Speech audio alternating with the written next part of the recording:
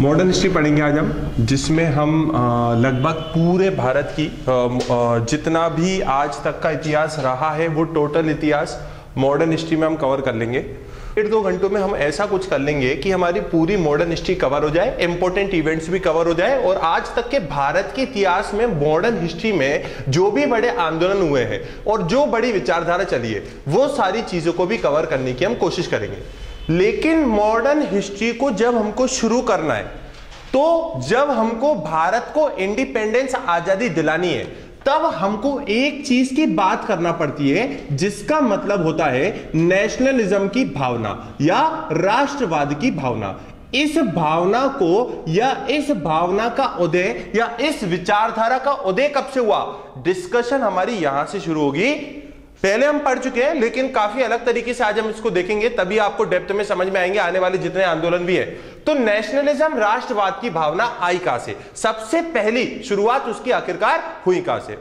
तो आपको सबको पता है 1606 में इंग्लैंड ने भारत में एंट्री ली थी और एंट्री लेने का केवल एक ही कारण था, भारत के साथ या भारत की इच्छा के बिना व्यापार करना।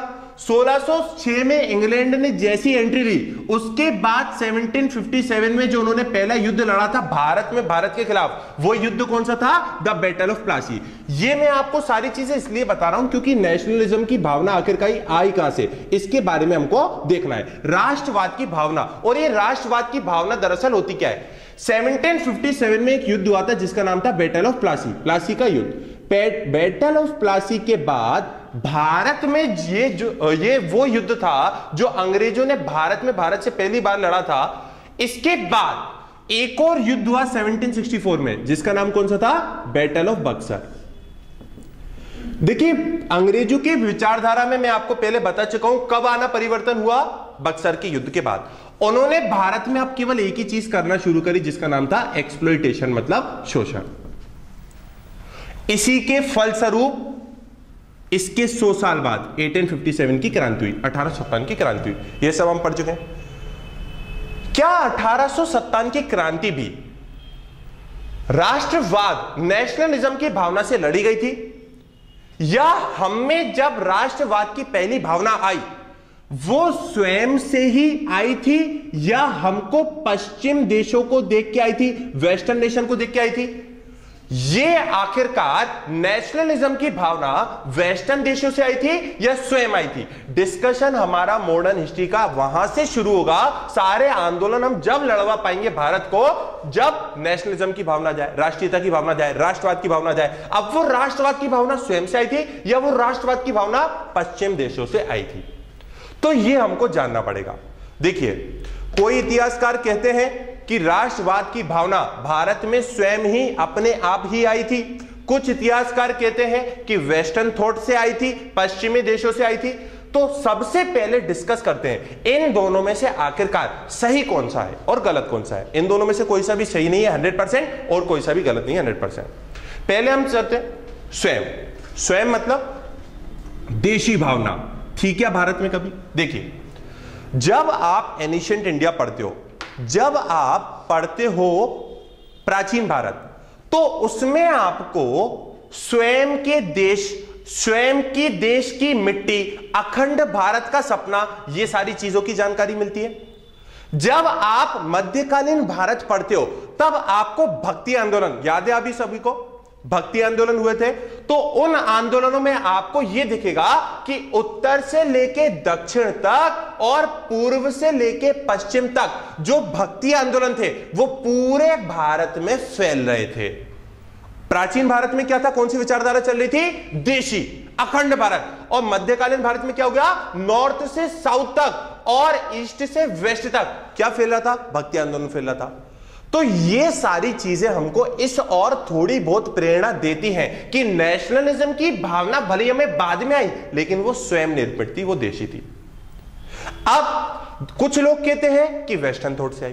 देखिए वेस्टर्न थॉट से अगर हमारे दिमाग में नेशनलिज्म राष्ट्रवाद की भावना आई होती तो अफ्रीका को देख लो, उसके एक पूरे अफ्रीका कॉन्टिनेंट में लगभग छोटे छोटे कितने सारे देश हैं।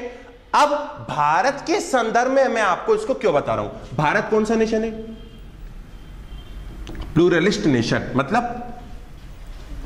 बहुलवादी देश। बहुलवादी देश मतलब विविधता में एकता। इसका मतलब अलग अलग लैंग्वेज है, अलग अलग कल्चर है, अलग अलग ड्रेसअप है, अलग अलग रहने का तरीका है, अलग अलग ज्योग्राफी है, सारी चीजें अलग अलग है, बहुलवादी देश है।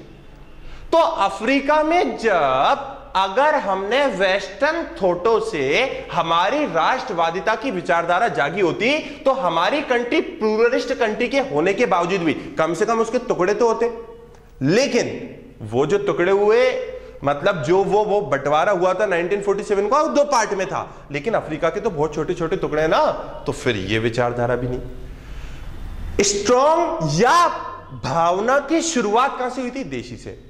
हालांकि वेस्टर्न थॉट का भी बहुत प्रभाव रहा था, ऐसा नहीं कह सकते पूरा हमने कट कॉपी पेस्ट कर लिया वेस्टर्न मॉडल को, बल्कि आजादी के बाद भारत ने जो स्वयं का मॉडल अपनाया, अनेक वेस्टर्न देश वैसे ही मॉडल को अपनाना चाहते हैं, उससे सीखते हैं, भारत से सीखते हैं। तो नेशनलिज्म की भावना आई, वेस्टर्न थॉट को जरूर भारतीय अपने मन में लाए। कैसे? अब 18th सेंचुरी में, 19th सेंचुरी में, 20th सेंचुरी में आज हमको सब पढ़ना है। साइमन कमीशन पढ़ना है, हिंदुस्तान सोशलिस्ट रिपब्लिक एसोसिएशन पढ़ना है, नमक सत्याग्रह पढ़ना है, कम्युनिस्ट पार्टी ऑफ इंडिया पढ़ना है, कांग्रेस सोशलिस्ट पार्टी के बारे में पढ़ना है, जिसका क्वेश्चन आया था आईएएस में इस बार 1934 में। कौन सी पार्टी बनी थी? कांग्रेस सोशलिस्ट पार्टी बनी थी। हिंदुस्तान सोशलिस्ट रिपब्लिक एसोसिएशन, इसकी स्थापना 1928 में हुई थी, वो भी पढ़ना है हमको। 1929 में जो नेहरू रिपोर्ट आई थी उसके बारे में भी पढ़ना है। उसके बाद हमको गांधी इरविन समझौता, पूना पैक्ट, तरह तरह की सारी भंडार चीजें पढ़नी है, लेकिन हम जब तक राष्ट्रवादिता की भावना ही नहीं जगाएंगे कहां से पढ़ लेंगे? तो इसको जगाना जरूरी है, क्लास में भी और लेक्चर में भी। तो कुछ कुछ लोग ऐसा कहते हैं मध्यकालीन भारत, प्राचीन भारत, नेशनलिज्म की भावना, और कुछ कुछ लोग कहते हैं वेस्टर्न थॉट। पूरा का पूरा हमने वेस्टर्न मॉडल कॉपी नहीं किया, लेकिन वेस्टर्न विचारधारा आई। क्यों आना जरूरी थी? 17वीं शताब्दी में, 18वीं शताब्दी में जब भारत के कुछ बुद्धिजीवी बाहर के देशों में जाने लगे, जैसे कि दादा भाई नेहरू जी 1970 के आसपास लंदन में गए थे, वहां से बहुत सारी चीजें सीख के आए। उन्होंने ये बोला इंग्लैंड हमारे यहां पे कुछ और ही सिस्टम चला रहा है और इंग्लैंड का खुद का सिस्टम कुछ और ही है। 1870 के आसपास जब दादा भाई नेहरू जी लंदन में गए थे, क्या उससे पहले अमेरिका ने क्रांति करके स्वतंत्रता प्राप्त कर ली थी या नहीं? कर ली थी। तो अमेरिका ने स्वतंत्रता प्राप्त कर ली, डेमोक्रेटिक नेशन, रिपब्लिक नेशन, ऐसी बातें बाहर से सीख के आने लगे भारतीय। तो फिर उन्होंने अपने आंदोलन में बात की हमको स्वतंत्रता चाहिए। वो इन्फ्लुएंस कहां से आया था? वेस्टर्न नेशन से आया था। इसीलिए फिर उन्होंने बाद में पुस्तक लिखी, poverty and un-British rule in India. Bharat में भारत की समस्या का कारण केवल कौन है? अंग्रेज। तो राष्ट्रवादिता की विचारधारा का जन्म कहां से हुआ? यह बड़ा इंपॉर्टेंट है, इसके ऊपर क्वेश्चन आ चुके हैं मेंस में, और डेप्थ में अभी इसको समझाएंगे, फिर हम लेक्चर लेंगे अपना। स्वयं है, कोई कहता है देशी है और कोई कहता है वेस्टर्न इन्फ्लुएंस थोड़ा बहुत है। बिल्कुल सही बात है। 1857 की क्रांति जब हुई थी, क्या इसमें भारत में नेशनलिज्म की भावना से यह क्रांति करी गई थी या यह क्रांति अपने अपने हितों के लिए की गई थी? सवाल यह उठता है, क्या 1857 की क्रांति तक भारत में राष्ट्रवाद की, नेशनलिज्म की भावना आ गई थी क्या? जितनी भी रियासतें थीं 1857 की क्रांति में, जिसका तत्कालिक कारण मतलब हाथों हाथ क्यों हो गई वो कारण क्या था? वो कारण ये था, चर्बी लगे कारतूस, आप सब जानती हो, मंगल पांडे। तो 1857 की क्रांति जब हुई थी, उसमें सारे लोगों में इसी भावना की तो कमी थी, राष्ट्रवाद की भावना की तो कमी थी। इसलिए तो 1885 के बाद कांग्रेस ने अपना पहला एजेंडा यह बनाया कि कांग्रेस पूरे के पूरे भारत को एक ऐसा प्लेटफॉर्म देगी जहां पे कोई भी व्यक्ति आ सकता है और अपनी विचारधाराओं को प्रकट कर सकता है। कांग्रेस ने यह प्लेटफॉर्म भारत को प्रदान किया, भले ही वो उसका एजेंडा रहा हो या नहीं रहा हो। 1857 की क्रांति में इस फीलिंग की कमी थी, सारे लोग अपने अपने लिए लड़ रहे थे। ऐसा कहा भी जा सकता है, ऐसा नहीं भी बोला जा सकता है, लेकिन कहीं ना कहीं इस भावना की थोड़ी सी कमी थी। पूरा एकजुट होकर भारत उस आंदोलन को नहीं कर पाया, तो उस क्रांति को नहीं कर पाएगा। क्यों? क्योंकि पहले व्हाट्सएप, फेसबुक, ट्विटर, लिंक्डइन और मोबाइल तो था नहीं कि कांटेक्ट करें।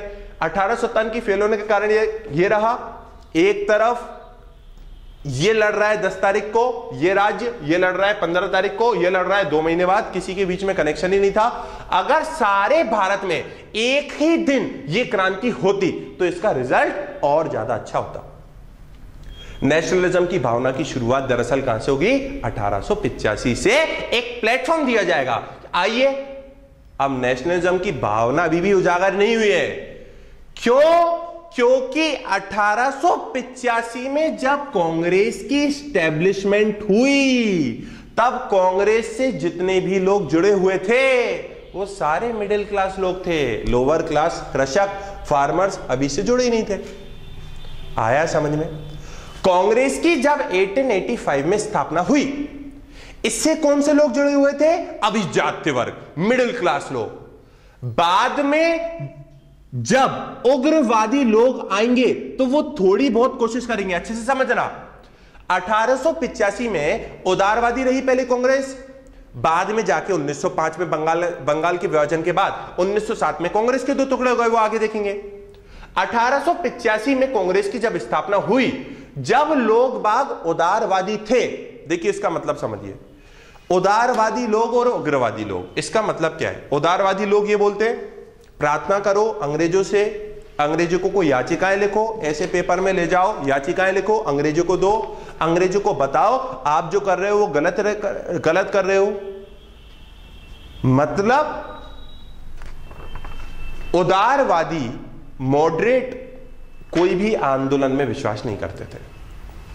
आप ही सोचो, जब मैं बोल रहा हूं 1885 तक कांग्रेस में मिडिल क्लास फैमिली थी, आंदोलन वो क्यों करेंगे? आंदोलन तो वो करेंगे ना जो लोअर क्लास में है। तो अधिकतर आंदोलन अब कब शुरू होंगे? जैसे उग्रवादी आएंगे तब भी नहीं, जैसे गांधी जी आएंगे ना, उसके बाद कांग्रेस पूरे कृषक वर्ग को और पूरे श्रमिकों को अपने एजेंडे में बुला लेगी, तभी आंदोलन शुरू होंगे।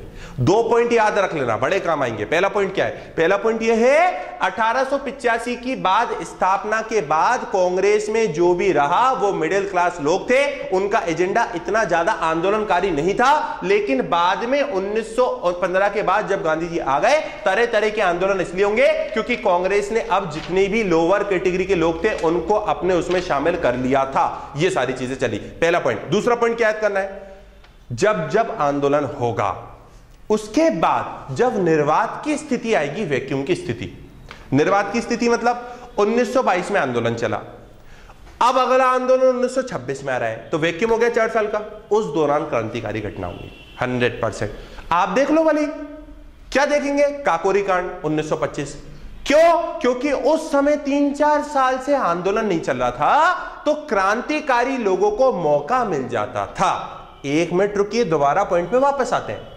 एक बार देख लेते हैं अभी तक हमने देखा क्या क्या है। राष्ट्रवादिता, नेशनलिज्म की फीलिंग की जन्म कहां से हुआ? 1606 में अंग्रेजों ने एंटीलीज, पहला युद्ध लड़ा, दूसरा युद्ध लड़ा, शोषणकारी नीतियां, भयंकर तंग, भयंकर परेशान भारतीय, 1857 की क्रांति। लेकिन सब लोग अपने अपने अलग अलग एजेंडे के लिए लड़ रहे हैं। कांग्रेस एक ऐसी पहली पार्टी बनी जिसने नेशनल लेवल पे फीलिंग जगाने की, ये सारी चीजों की कोशिश की। उसके बाद कांग्रेस आंदोलन में बिल्कुल विश्वास नहीं करती थी जब तक उदारवादी लोग रहे, क्योंकि उनसे मिडिल क्लास लोग जुड़ रहे थे। नेशनलिज्म की भावना के बारे में अलग अलग चीजें बोली जाती हैं, उत्तर से पश्चिम, दक्षिण वगैरह वगैरह, मध्यकालीन भारत में और प्राचीन भारत में देशी वाली बातें वगैरह। जैसे 1905 के बाद उग्रवादी लोग 1907 के बाद जैसी स्प्लिट हो जाएगी कांग्रेस, ज्यादा से ज्यादा लोगों को भर्ती करेगी जिसके अपने खुद के एजेंडे, जैसे कि कृषक समुदाय वगैरह। उसके बाद जैसे गांधी जी भारत में आ जाएंगे और सलमान खान की तरह शर्ट ओपन करके घूमने लगेंगे, तो क्या होने लगेगा? कृषकों को वो ज्यादा से ज्यादा शामिल करने की कोशिश करेंगे, बस ये। लेकिन अभी फिर भी उतनी मेजोरिटी में वो वर्ग नहीं आ रहा था जो वाकई में जिसके लिए आंदोलन होना था, या जो भारत में सबसे ज्यादा था, निम्न वर्ग।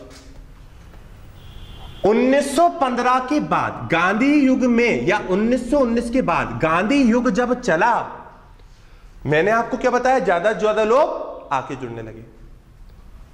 दरअसल 1919 इससे पहले की हिस्ट्री पढ़ना पड़ेगी हमको।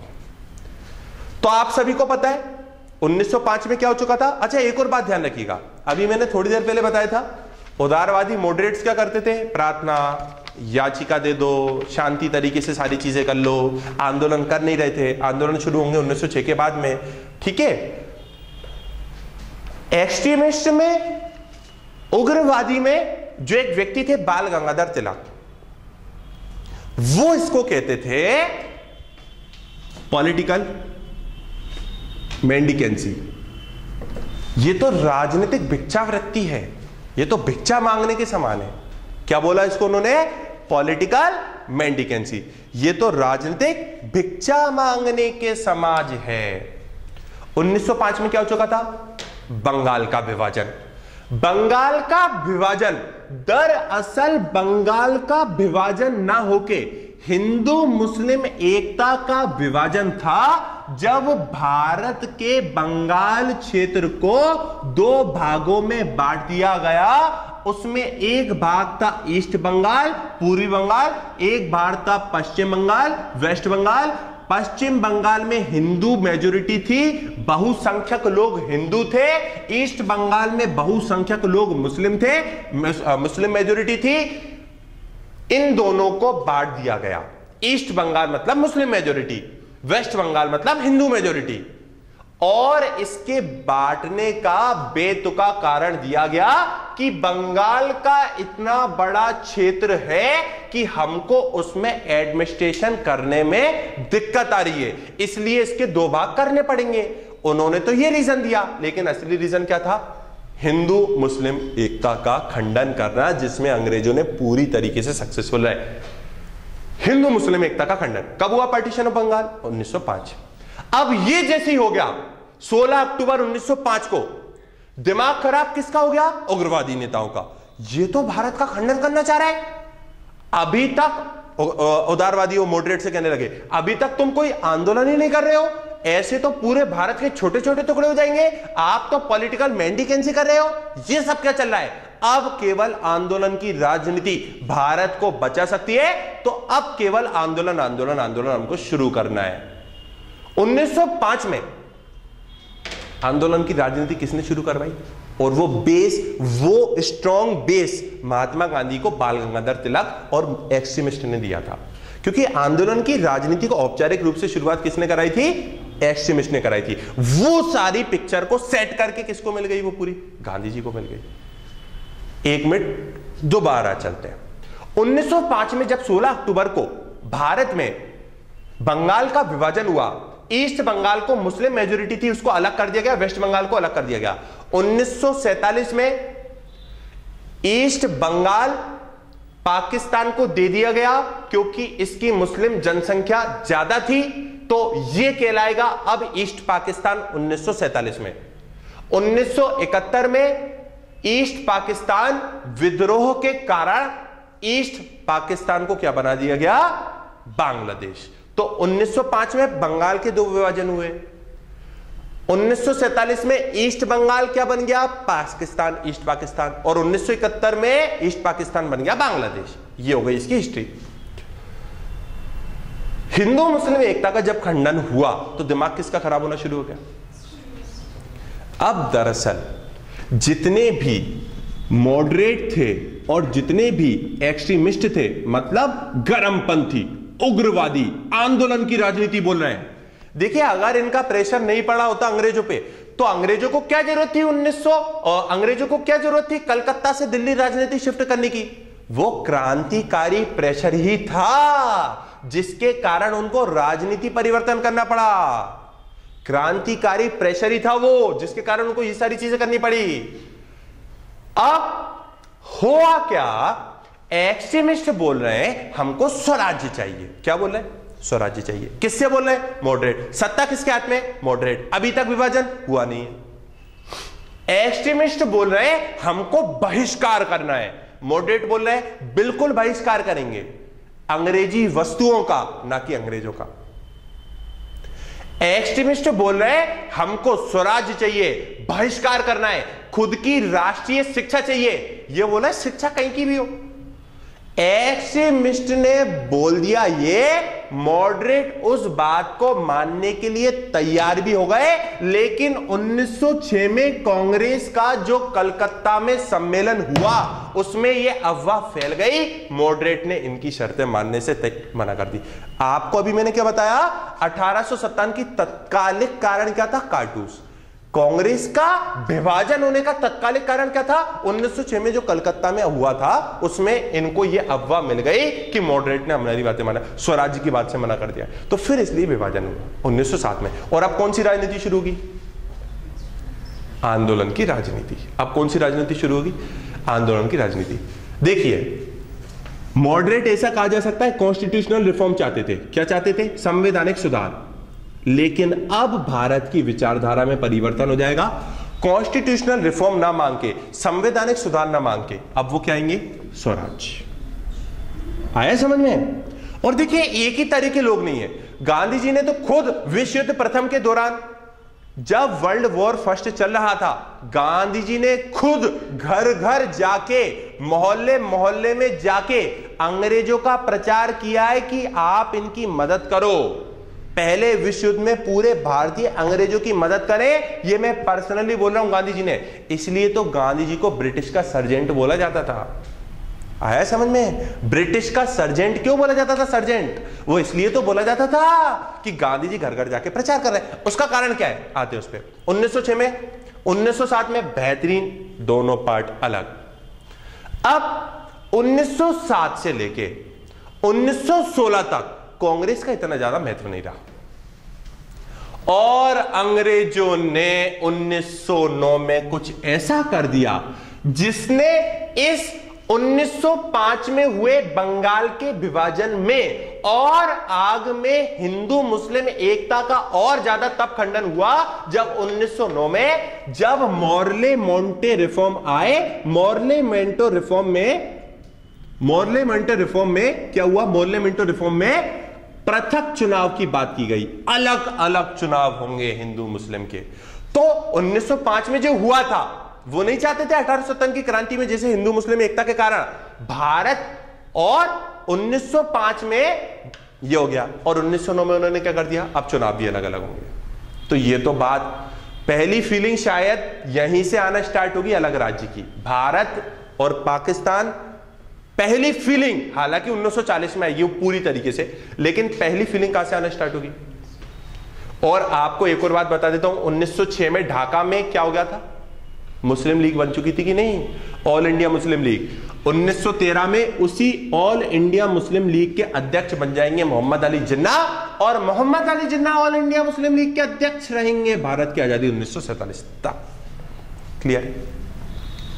हिंदू मुस्लिम एकता का खंडन।